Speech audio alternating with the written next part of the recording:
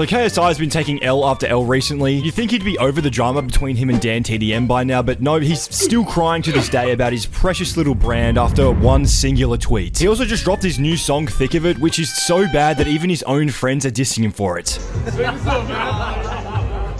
From the ring to the king, to the ring, to the pen, to the king. In case you aren't educated in this riveting drama, basically KSI, Logan Paul, and Mr. Beast, the three horsemen of controversy right now, recently released their new money machine, new brand, Lunchly, which is marketed as this healthier alternative to the brand Lunchables. First of all, this is literally pigeon food. I wouldn't feed this to a starving child, let alone my own children. The thought of a kid waking up, going to school, and eating a box of Lunchly, then washing it down with a refreshing bottle of Prime as some sort of unironic daily experience actually makes my brain ache with agonizing pain. Like, there's no way this is what Earth has evolved into. After these Lunchly ads, DanTDM dropped the ultimate nuke, pretty much just saying, yeah, look, this is processed trash, do better for your clearly child fan base that will consume literally anything that you advertise. The tweet got 50 million views, and I don't actually think a single person has defended Lunchly in this situation. The only thing you could really say would be, you know, oh, it's just a box of crackers, like, who even cares? But the actual point is that these three people here have such an influence on especially the younger generation, so when they promote this, let's be honest, hot garbage product and market it as a healthy alternative to an already ultra-processed food package, you're just showing that you don't care about your fans and that you only want to exploit this infinite money glitch. Especially when you literally choose to advertise it during the birth of your child. And of course, we have our snacks and our energy drink, none other than the best meals in the world.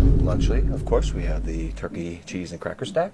Also the Fiesta Nachos, my personal favorite. Love. The whole healthier alternative marketing strategy is literally just to get more sales. Simple as that. There's no morals in this business, which is what DanTDM was trying to call out. So Dr. Mike, who's this doctor on YouTube who's very well renowned, actually reacted to Lunchly and shared his opinion on it. He basically just said that Lunchly's not actually that healthy and that the entire healthier than Lunchables campaign doesn't really make any sense at all. For those who may not know, Lunchables are basically these pre-packaged do-it-yourself meal kits. It's been known, especially by experts, that while these kits are fun and tasty, their nutritional value is just not good. Yeah, of course it's not. It's a bunch of slop in a box. People need to realize that processed foods are straight up just not good for you. And the difference between Lunchly and Lunchables is so small that it's not even worth mentioning. It's basically the exact same thing. Eating some fake crackers and cheese and washing it down with Prime is not going to give your kid the nutritional value that they need. You know, a cheeky Feastables bar every now and then won't hurt you as long as you're eating proper food along with it. Although I might actually have to retract that statement after finding out that Mr. Beast literally changed the formula in Feastables chocolate bars under the radar. So now it has 30 grams of sugar in it, which is literally more sugar than a Hershey's bar, which is what it was advertised to be like a competitor of. So all those times that Mr. Beast marketed the Feastables bar as this like healthier and better tasting version of a Hershey's bar, he's literally just turned all those statements completely obsolete because he's just changed the formula to make it more unhealthy than its competitor. So be careful, because one day these Lunchly box formulas might change without you knowing. And you know, you might wake up one day realizing you're obese and that you probably shouldn't have relied on a Mr. Beast lunch box every single day. Oh, and not only did Mr. Beast change the formula, but if you go to the Mr. Beast website, they also removed any section on there that claims that the chocolate is child and slave labor free. Feastables first launched in January of 2022. If you went into their FAQ, their frequently asked questions section, they proudly displayed that they were child labor free and slave labor free.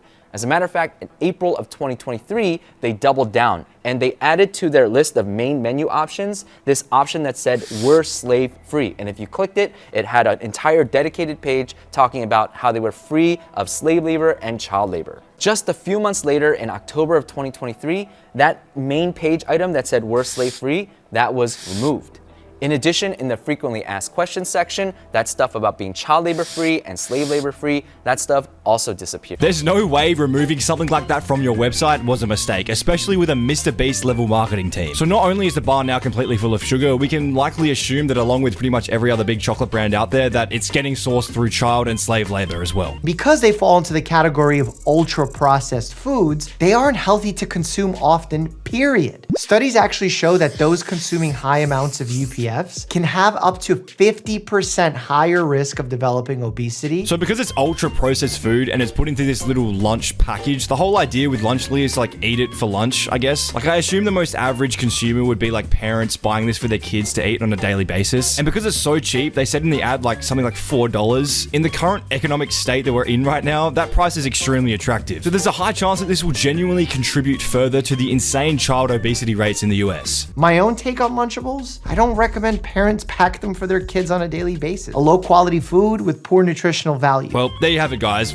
Why am I not surprised? Starting with the first claim, in the press release announcing the product, Logan Paul was quoted as saying Lunchly is a healthier alternative and that it's a better for you lunch option compared to Lunchable. In fact, throughout the Lunchly website and the social media promo posts, you'll see countless comparisons being made to Lunchables. To be honest, some of the comparisons are kind of cringe and don't make much sense to me, but maybe that's because I'm not the target demo. What I was able to conclude is that Lunchly has less sugar and therefore less calories than Lunchables in comparable kits. That's probably due to the drink component of the kit, as Capri Sun uses sugar and Prime is artificially sweetened. Lunchly has significantly more potassium than Lunchables because of the Prime drink, which I guess is good, but not something I'd regularly use in deciding if a food is an ideal lunch for a kid. Lunchly has slightly less sodium and saturated fat than comparable Lunchables. That's definitely moving in the right direction, however, both differences were fairly small. Lunchly does use real cheese as opposed to cheese product, signaling that at least one ingredient is less processed than in Lunchables, but the entirety of the kit is still considered an ultra-processed meal. So like pretty much the only difference is that there's less sugar, and that's only because Prime uses fake sugar. Like the needle has barely moved towards healthy for Lunchly. There's no difference between the two. But Lunchly does not need to be perfect to be valuable for kids. It just needs to be significantly healthier in order to reduce risk. Like basically what he's saying is Lunchly doesn't need to be this 5-star vegan fresh caught meal for it to be healthy. It just needs to be a lot less garbage than Lunchables for it to be okay for children to eat on a regular basis and like marketed as this healthy alternative, which it's not. Is it fair to say that Lunchly is healthier? I guess one can say yes, but honestly, probably more so as a marketing tactic. That's exactly what it is. It's all a marketing tactic because parents want what's best for their children. If it was just a copy and paste of Lunchables with no nutritional changes, what would be the point of buying it other than the fact that kids want to eat their KSI Happy Meal? Like they actually don't even have anything to use as marketing. All they've done is copy Lunchables because one, it's an easy and cheap product, and two, Lunchables recorded a $1.8 billion profit last year. So of course they're going to use the only possible difference they have to Lunchables, which is like 0.3 grams more protein or whatever, to market it in a way that's more appealing. This is where things get really interesting, and for some reason no one has pointed this out. You see, USDA caloric guidelines say that a lunch meal for kids K through 8 should contain around 625 calories. Kids need energy to function, and calories give them that energy. Lunchly turkey contains only 230 calories, which would mean a kid would need to eat about 2.7 portions to consume enough calories. And if they did that, they'd get nearly 1,300 milligrams of sodium, which is also significantly over the USDA standards. So they'd be either under eating calories or overeating sodium. So basically, in order to eat the right amount of calories to have the proper amount of energy during the day, a kid would technically have to eat 3 Lunchly packages. But if they did that, then they're going outside the standards again. You'd think for people with this much influence on children, you'd want to sell something that might actually be good for them, but this is just complete slop. Like, it's just garbage, man. The problem I think mainly is the fact that it's like this lunch package. You know, a Feastables bar or a Prime bottle on its own, it makes perfect sense, but this just doesn't. It's not going to help kids in any way. It's not making any positive impacts. The only thing that's going to come out of this, I think, is just unhealthy children giving money to all these already mega rich, trashy YouTubers. And honestly, I do feel like the backlash they're getting is a little bit harsh. Like, at the end of the day, it's just a box of crackers. Like, who really cares? And all they're trying to do is create like a successful brand. It's just a bit more serious, in my opinion, when the stuff you're creating is going to affect the actual diets of children and the things that they put in their bodies. But yeah, I think a lot of the hate genuinely just stems from the insane amount of controversy that surrounds all 3 of these YouTubers. I also just really wanted to clown on KSI for the absolute meltdown that he's had over one tweet that Dan made. Like, the amount of aura this guy has lost after this situation is insane. Anyway, if you found this video somewhat educational, consider subscribing. So yeah, see ya.